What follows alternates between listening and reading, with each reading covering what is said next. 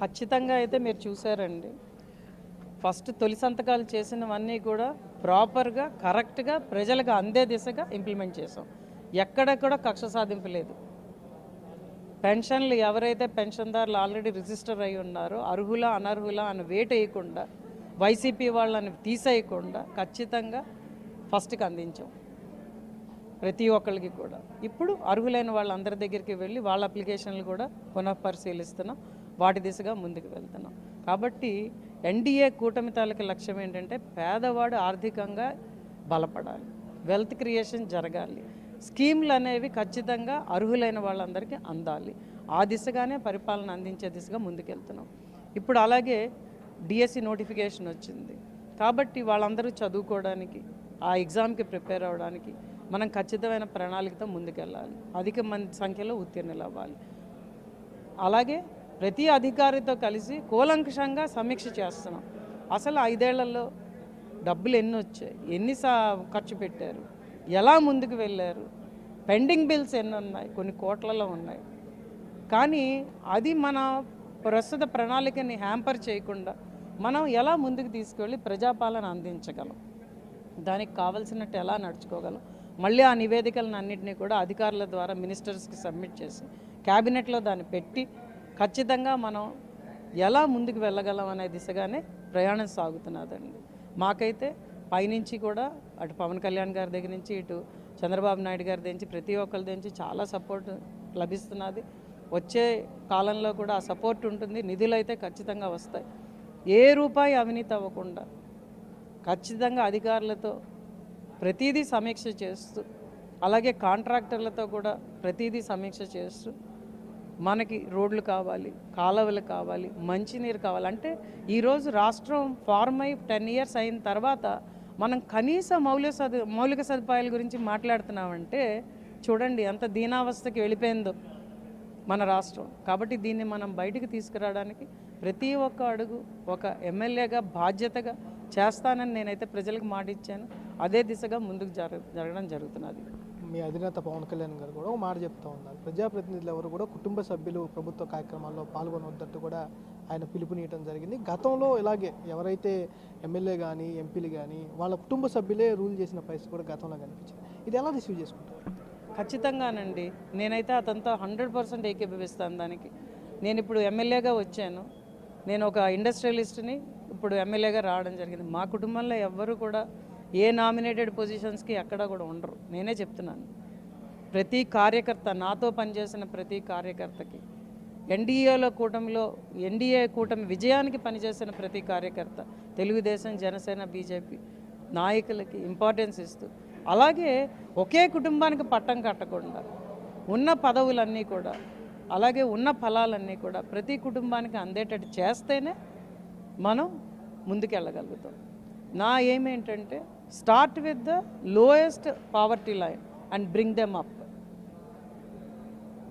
చాలా పేదవాడితో మొదలెట్టి వాళ్ళని మనం మీదకి తీసుకొచ్చిన రోజు ఆబ్వియస్గా మిగిలిన లేయర్స్ అన్నీ కూడా మీదకి వచ్చేస్తాయి. మనం దాని గురించి పెద్ద కష్టపడక్కర్లేదు. అలాగని చెప్పి ఎప్పుడు కూడా మనం ఉన్నవాడికే పట్టం కడితే, ఇప్పుడు మేము క్యాంపెయిన్లో తిరిగినప్పుడు ప్రజలైతే మాకు ఖచ్చితంగా చెప్పారు, అమ్మ ఉన్నోడికి ఇచ్చారమ్మా, ఇల్లు అయినా పథకమైనా లేనోడికి లేదమ్మా అని.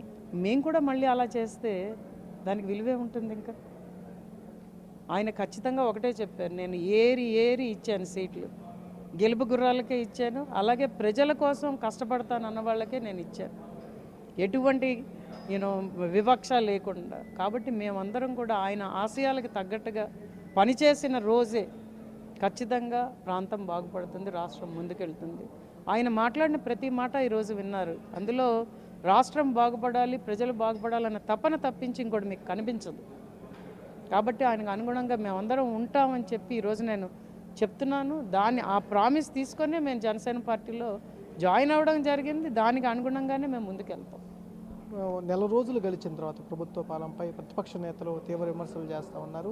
హామీలు అమలు చేయండి అంటూ కూడా వాళ్ళు ప్రశ్నిస్తున్న పరిస్థితి కనిపిస్తుంది. నేను ఎలా చేస్తాను సార్? 5 ఏళ్లలో వాళ్ళు ఏం చేయలేదు సార్. 30 రోజుల్లో మేము చాలా చేసాం దాంతో కంపేర్ చేస్తే.